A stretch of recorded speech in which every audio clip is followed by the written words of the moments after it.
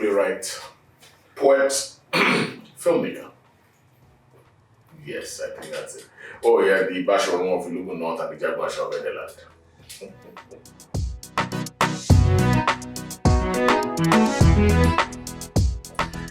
Well, it's humbling actually because they actually wanted to give me the award for the philanthropist of the year. And I was like, I don't understand. What have I done to know that? Even collecting this one gone by, because I do all of my stuff. I don't believe in what our people do. All this thing you do stuff.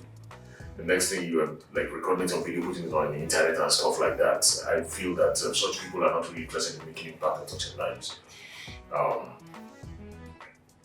So I believe that look, it's really about people. It's not about you, really. Anyway, different things motivate us, yeah. So and mine is more towards literacy, leadership, through the FEMI branch leadership campaign and stuff like that. So I felt okay, if at all you guys must, then supporting, not flattering here. So yeah, thank you. Okay.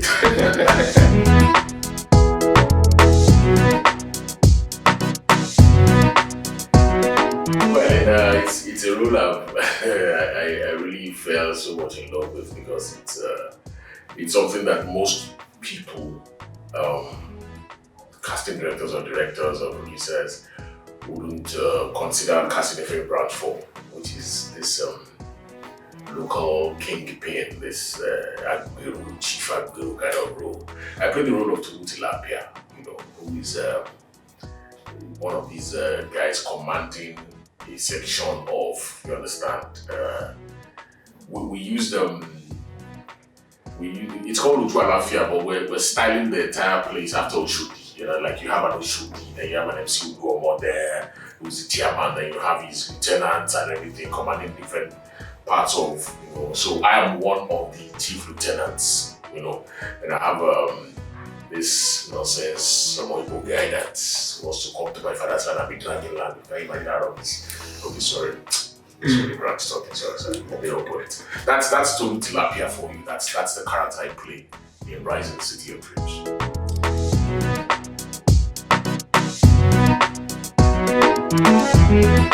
Okay, it's always interesting when I get an opportunity to address people who are coming into the business. My reactions are usually determined by the kind of questions they ask or the kind of effort I see them putting into what they claim to be a career they have chosen for life. What I tell them most of the time is, look,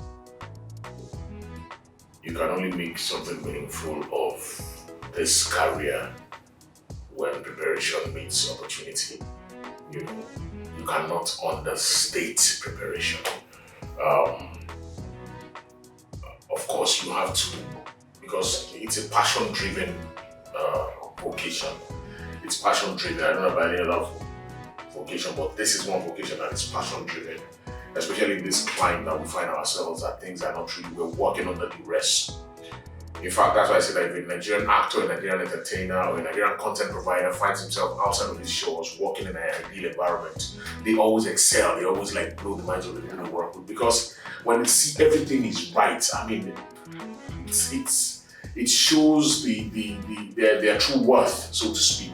So I would tell anybody coming into the business to understand its challenges. It's not Nigeria is not one of the best places to practice this craft. But we try to make the best of it, But you have to understand that one, you have to get trained, because that's one thing I really emphasize on a lot. Training is very essential. And I have to say that because ordinarily one would expect you don't need to tell somebody that who's coming into a profession, but unfortunately our profession has become the dumping ground for people who are failed in other professions. They want to come become actors, become cameramen, become sound people and all of that. So I tell them that training is very essential. And when I say training, I'm not just talking about apprenticeship, because unfortunately our industry is involved with a lot of people who learned this craft through apprenticeship, right? following the cameraman and carrying wire. That's how a lot of people learned how to be cameraman and all of that. Although some stepped up there and by getting more training, going for formal training and everything. But I tell people that formal training is very essential, very, very important. Wherever, however you can get it. You don't have to attend a university to get it. There are different institutes you can attend and everything, television colleges and all of that, but get trained. If you want to be an actor, get trained. It's not a hobby-driven, it's a profession. You have to get trained. It's not an I can act, but which I can act now. Somebody actually told me once that if you can lie, you can act. And I'm like, yeah, well, true, but being able to lie doesn't make you an actor. You can act different from you an actor. An actor is somebody that is trained to. So there's a difference. So you need to get trained in whatever way you can get some form of formal training. It's very, very essential. Then you need to prepare, because preparation must always meet opportunity. That's the only thing that will determine how far you go with this.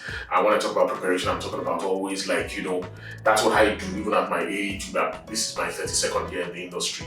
You understand? But I still find myself going online, googling stuff and everything. Okay, I'm watching out for new acting styles and everything. Okay, I'm a method actor. Okay, I believe in Stanislavski, that's my style and everything, internalization. But I still explore. I watch other people. I watch other people's style. You understand? So you have to keep improving on your craft as an actor or as a filmmaker or whatever area you want or genre you specialize in. You have to keep improving on your craft. Get learning materials online. It's so easy these days. Google is your friend. You understand? So just go online, get some materials, read. Even YouTube. You understand? Yeah, go on YouTube. Thank you. Go on YouTube. As you will find literally anything on YouTube. So some people actually study an entire course on YouTube without actually entering 4 walls of. So there's no excuse. So that's it for me. Of course, then pray.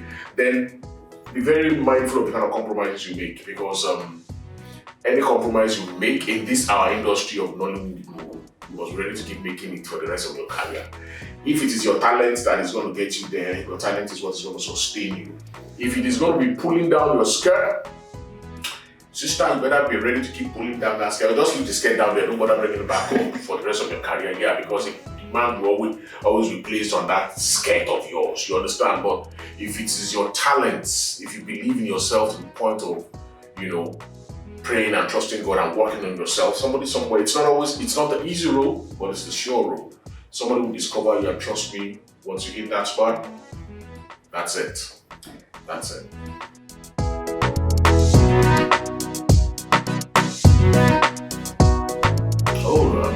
No doubt you guys, especially, the part of your services that I've experienced, which is the sound studio, is sweet.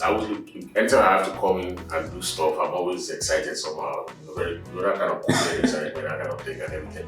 Because nothing beats you, working in a very ideal environment where everything is just, you understand, and the professionalism and all of that is just beautiful. So if you have to do anything that has to do with sound and visuals and everything, I'm talking from experience. But they didn't pay me to do that.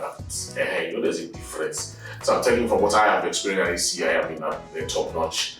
And you definitely get the best brains. I feel to do also, but this guy that's interviewing me, the guy's voice be like Barry White mixed with what's the name of Mufasa's father in Lion King? You understand? As in, good stuff. Follow us on Instagram and don't forget to subscribe to our YouTube channel for more content. ACI, for those who raise the bar higher.